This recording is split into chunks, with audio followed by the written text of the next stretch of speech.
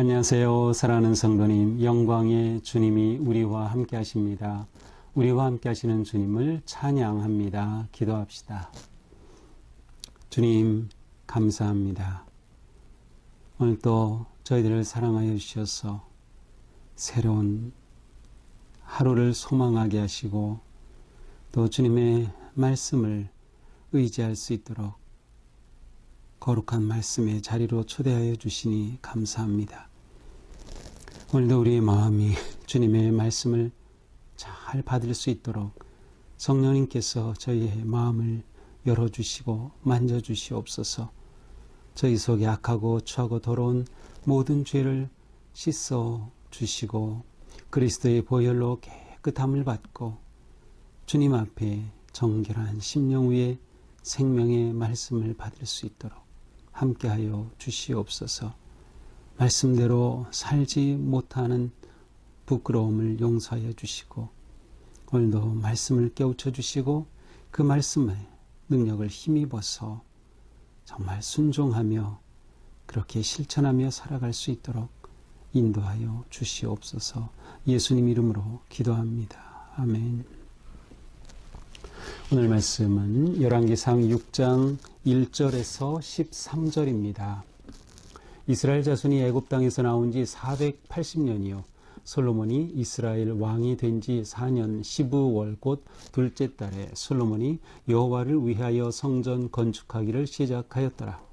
솔로몬 왕이 여호와를 위하여 건축한 성전은 길이가 60규빗이요 너비가 20규빗이요 높이가 30규빗이며 성전의 성소 앞 주랑의 길이는 성전의 너비와 같이 20규빗이요 그 너비는 성전 앞에서부터 10규빗이며 성전을 위하여 창틀 있는 붙박이 창문을 내고 또 성전의 벽 곧 성소와 지성소의 벽에 연접하여 돌아가며 다락들을 건축하되 다락마다 돌아가며 골방들을 만들었으니 하층 다락의 너비는 5규빗이요 중층 다락의 너비는 6규빗이요 셋째 층 다락의 너비는 7규빗이라. 성전의 벽 바깥으로 돌아가며 턱을 내어 골방 들보들로 성전의 벽에 박히지 아니하게 하였으며 이 성전은 건축할 때에 돌을 그 뜨는 곳에서 다듬고 가져다가 건축하였으므로 건축하는 동안에 성전 속에서는 방망이나 도끼나 모든 철 연장 소리가 들리지 아니하였으며 중층 골방의 문은 성전 오른쪽에 있는데 나사 모양 층계로 말미암아 하층에서 중층에 오르고 중층에서 셋째 층에 오르게 하였더라. 성전의 건축을 마치니라.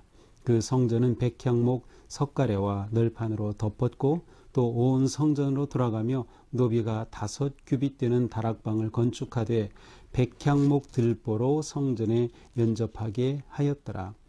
여호와의 말씀이 솔로몬에게 임하여 이르시되 내가 지금 이 성전을 건축하니 내가 만일 내 법도를 따르며 내 율례를 행하며 내 모든 계명을 지켜 그대로 행하면 내가 네 아버지 다윗에게 한 말을 네게 확실히 이룰 것이요 내가 또한 이스라엘 자손 가운데에 거하며 내 백성 이스라엘을 버리지 아니하리라 하셨더라. 아멘.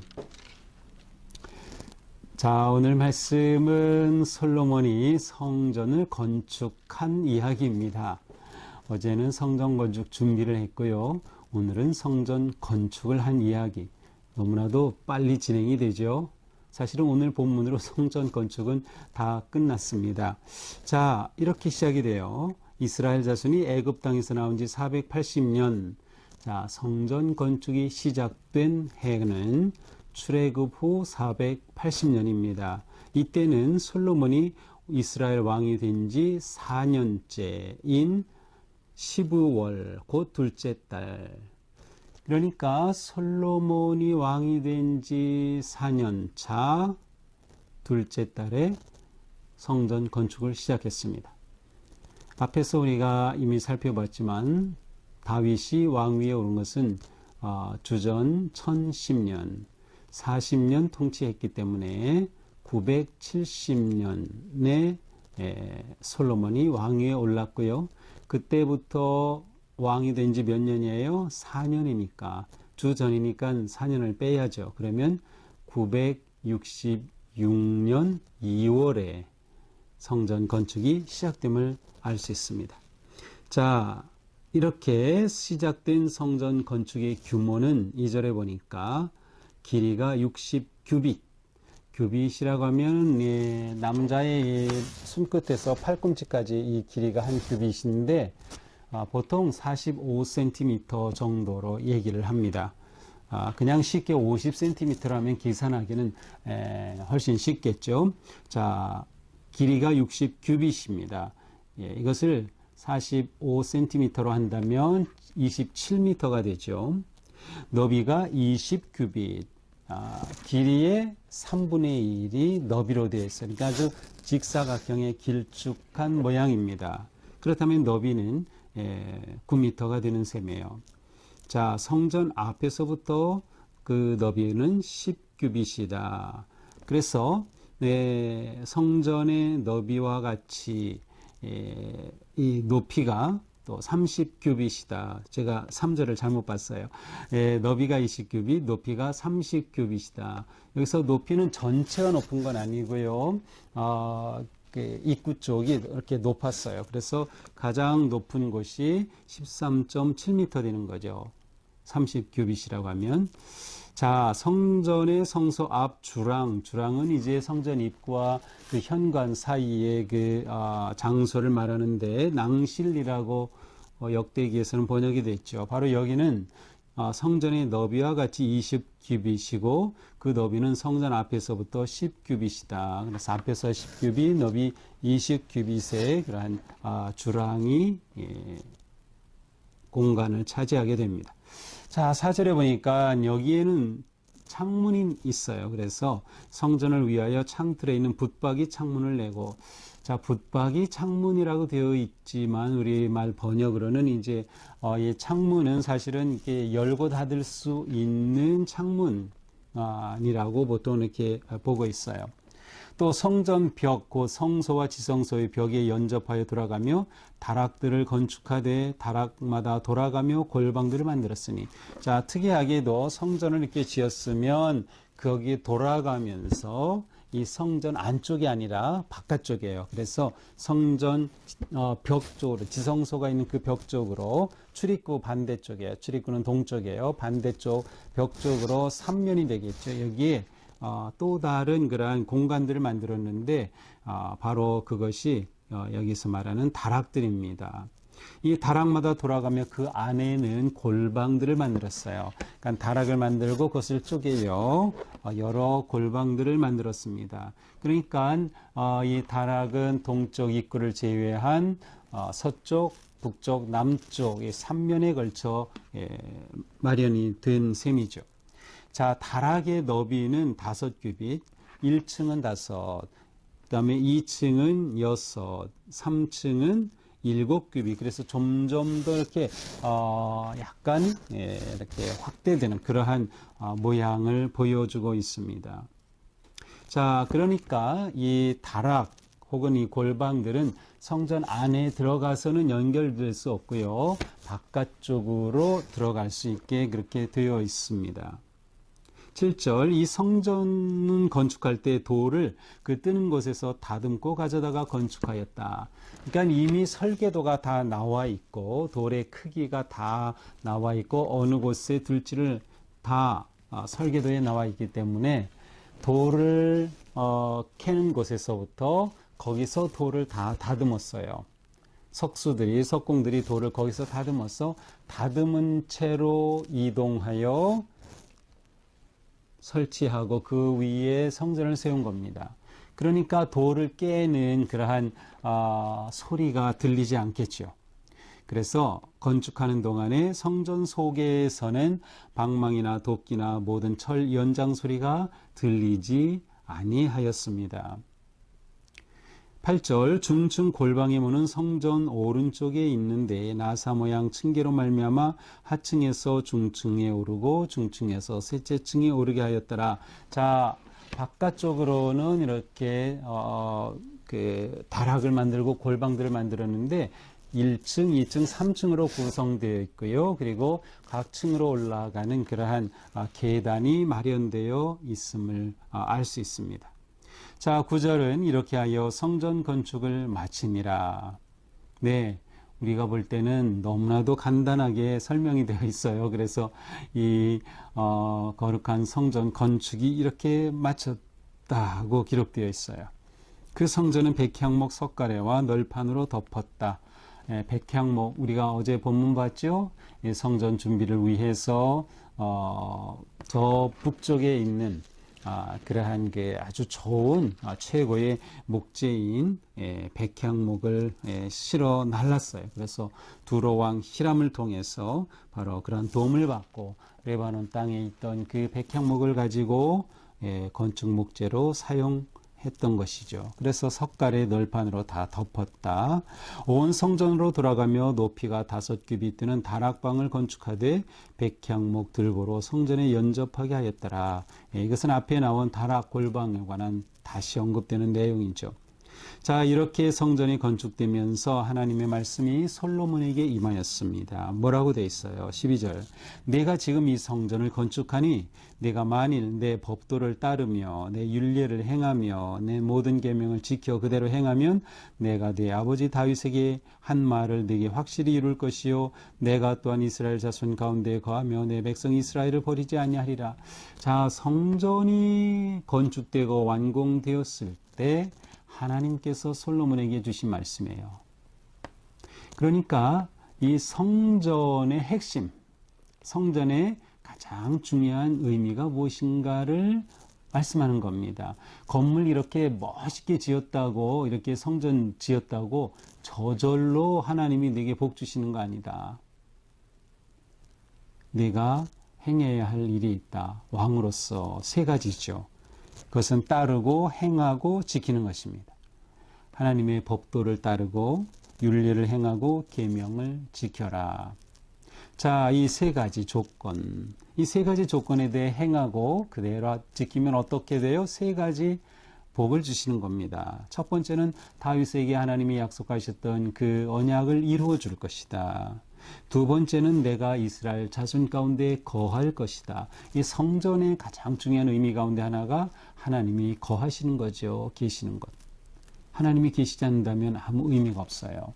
이스라엘 백성들이 이렇게 성전을 지을 때 이것은 단지 건물이 아니라 우리가 하나님의 백성이다 라고 하는 놀라운 징표가 되고요. 성전을 볼 때마다 하나님이 우리와 함께 하시는구나 라고 하는 것을 깨닫게 되고 생각하게 되는 거죠. 그리고 이 성전은 그 하나님께 제사를 드리는 곳이었어요. 사실 그렇게 크지 않습니다. 27m, 9m의 폭이고 그 안은 또 셋으로 나누어져 있죠. 성서, 지성소, 회랑 이렇게 있다고 하면 그렇게 크지 않아요. 그러므로 이 성전은 하나님 앞에 제물로 제사를 드리기 위한 곳이었어요. 또 향단이 있고 떡 진설병 상이 있고 그래서 성막 대신에 실제 성막보다는 한 2배 정도 크기의 그런 성전이 세워진 거죠. 회중들이 모인 곳은 성전 바깥들에 모였을 것으로 추측됩니다. 그래서 우리가 생각하는 것처럼 많은 사람이 모여서 이렇게 무슨 행사를 하고 하는 그러한 성전이 아닌 것을 우리가 확인할 수 있습니다. 자, 이렇게 하나님께서는 네가 이렇게 말씀대로 따라 지켜 행하면 하나님이 그들 가운데 함께 계시고 내 백성 이스라엘을 버리지 않겠다. 자, 따르고 행하고 지킨다. 그러면 하나님은 다윗에게 약속한 언약을 이루시겠다. 나는 너희 가운데 거하시겠다. 너희는 내 백성이 될 것이다. 라고 하는 그러한 이 약속을 주셔요. 바로 이렇게 되는 것이 성전을 세운 목적인 셈입니다.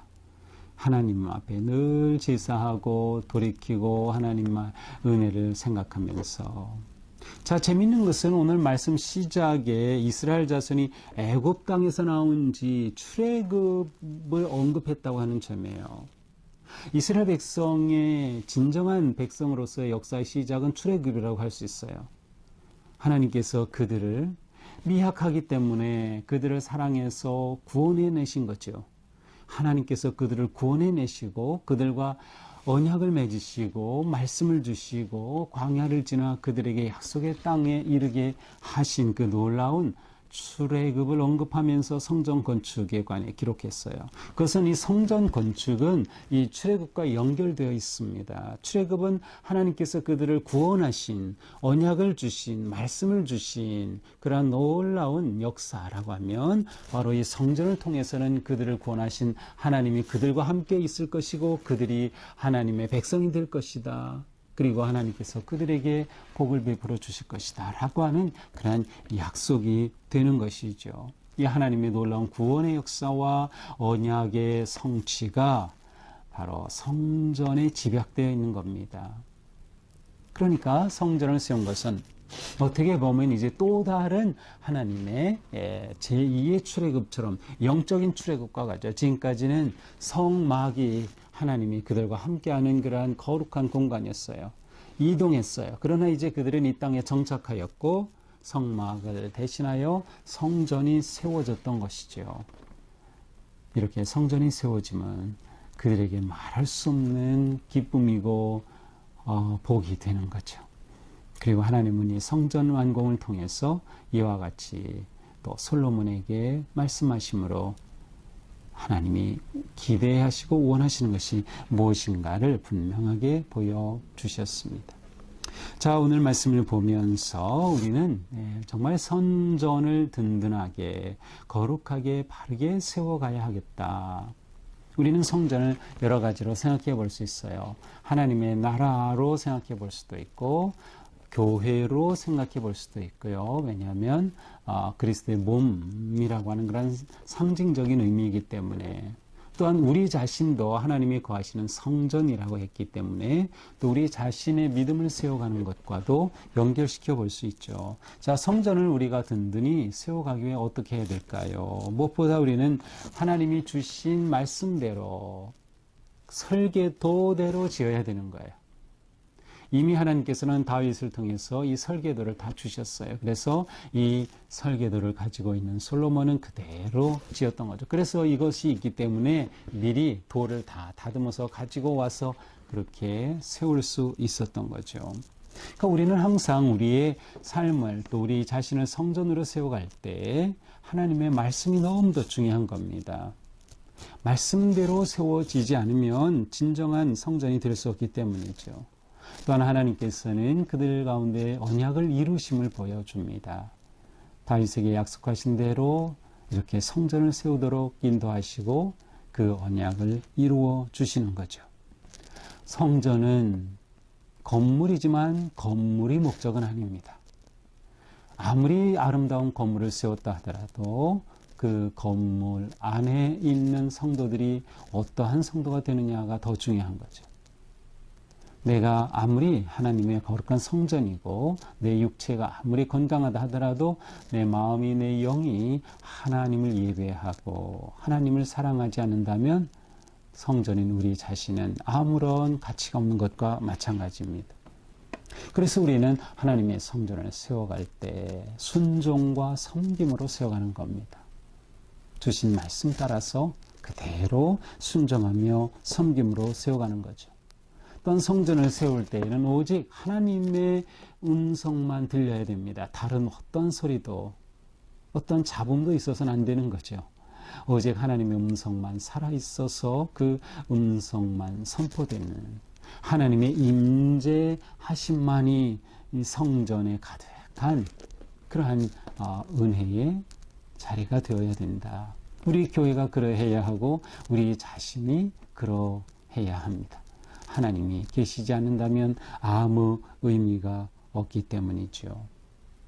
우리는 참된 성전 생활을 해야 한다. 우리 자신이 하나님 앞에 기뻐 받으실 성전이 되도록 힘쓰고 우리가 모여 그리스도의 몸을 이룰 때 거룩한 하나님의 전과 같은 그러한 교회가 되도록 힘쓰는 거예요. 우리의 삶이 하나님의 뜻에 순종하고 말씀을 기억하고 따르고 행하고 지키기에 힘쓴다면 우리는 성전을 통해 주시는 놀라운 은혜를 누리게 될 것입니다. 과연 우리는 하나님 기뻐하실 성전을 거룩하게 또 바르게 세워가고 있나요? 한번 스스로 돌아보면서 또 우리가 교회 공동체로서 우리의 모습을 돌아보면서 하나님 앞에 거룩하게 아름답게 세워지는 그러한 우리 모두가 되기를 축복합니다. 기도합시다. 주님 감사합니다. 주님의 말씀이 우리에게 가장 귀합니다. 하나님께서 솔로몬에게 말씀하셨던 것처럼 저희도 그 말씀, 내게 주신 말씀으로 받아서 저희가 주님의 법을 따르고 율례를 행하고 계명을 지키면서 하나님을 사랑하고 하나님을 예배하며 거룩하고 온전한 성전으로 세워지게 하여 주시옵소서. 우리 교회가 또 하나님의 거룩한 나라, 하나님의 거룩한 성전을 이루어가는 하나님께서 기뻐하시고 하나님 거하시고 하나님 역사하시고 하나님 일하시는 또 하나님의 영광이 가득한 우리 교회 또 우리의 삶 되게 하여 주시옵소서. 예수님 이름으로 기도합니다. 아멘. 네, 오늘도 주님 은혜 안에서 우리의 삶이 거룩하고 또 아름답기를 축복합니다. 사랑합니다.